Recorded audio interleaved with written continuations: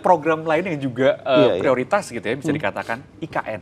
Soal IKN. Iya. Nah, sejauh ini kita tahu Pak Presiden program ini sudah lagi di IKN ya, akan di 40 hari terakhir ini akan berusaha berkantor di sana, namun memang tidak tiap hari begitu ya informasinya kan.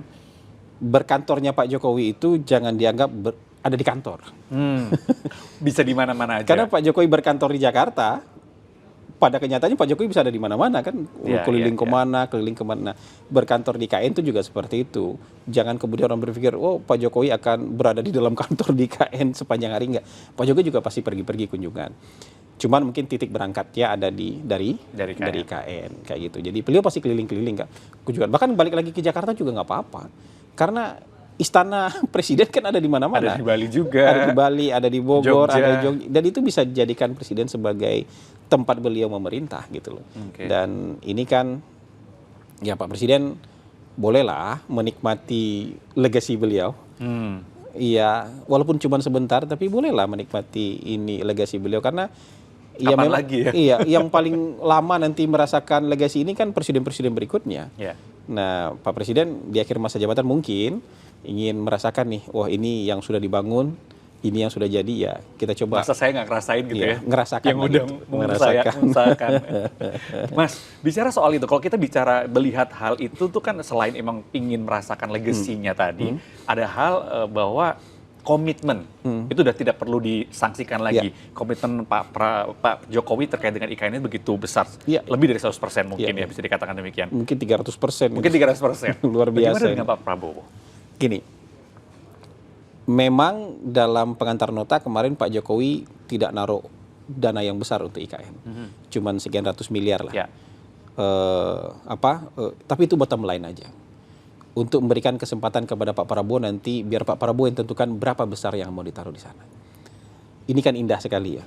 Pak Jokowi menyiapkan anggaran prioritas untuk Pak Prabowo. Makan bergizi gratis 71 triliun, ini sekian triliun, ini sekian triliun, disiapkan semua. Tapi untuk programnya Pak Jokowi yakin nih akan dilanjutkan. Tapi karena Pak Prabowo nanti yang akan jadi presidennya, biar Pak Prabowo yang tentukan berapa besar nilai yang ada di sana. Tapi nanti Pak Prabowo akan taruh itu. Dana untuk percepatan pembangunan IKN itu pasti berlanjut. Ini komitmen keberlanjutan itu di sana. Salah satu contoh terbaik dari komitmen keberlanjutan itu nanti adalah IKN. Ketika Gitu. tadi bahwa diserahkan kepada presiden berikutnya, berarti bisa jadi akan berkurang atau bertambah ya dari yang sudah ditetapkan Itu kan di era kalau APBN kita ya? berpikir mereka tidak komunikasi kan. Ini kan mereka komunikasi dan saling percaya tinggi nih. Oh, jadi Saling mungkin bisa percaya jadi tinggi. itu adalah udah dealing dari keduanya. Iya. Jadi segitu aja angkanya gitu ya. Nanti akan ditambah sendiri oleh Pak Prabowo. Pak Prabowo akan tentukan berapa yang ditaruh. Jadi Pak Jokowi akhirnya artinya gini, Pak Jokowi tidak memaksakan. Untuk program IKN tidak maksa Pak Prabowo harus naruh berapa. Tapi menyerahkan kepada Pak Prabowo mau naruh berapa. Ini kan indah sekali. Oke. Indah Ini kan sekali. masih terus akan berlanjut dan sepertinya akan sulit gitu ya untuk semulus yang dibayangkan. Karena Pak Jokowi akhirnya sudah mulai mengakui bahwa ya tidak semudah yang dibayangkan, tidak semudah dibayangkan. Kadang-kadang kita berharap begini, seolah-olah kalau membangun kota baru itu simsalabim kayak jin Aladin itu kan enggak. Australia membangun Canberra itu 41 tahun. Di negara-negara lain pindahan ibu kota itu puluhan tahun. Kita baru 2 tahun udah ngelihat pembangunan yang begitu dahsyat dan begitu masif. Terus tiba-tiba ada orang mencibir, kan belum beres. Iya siapa, di mana kota dibangun dalam 2 tahun beres? Enggak. Bahkan dalam undang-undangnya pun perpindahan kementerian lembaga itu secepat-cepatnya 10 tahun setelah 2022. Setelah undang-undang ini. Itu kan artinya kita ini realistis. Ketika membangun sebuah kota dan selesainya seluruh pembangunan ibu kota ini di 2045.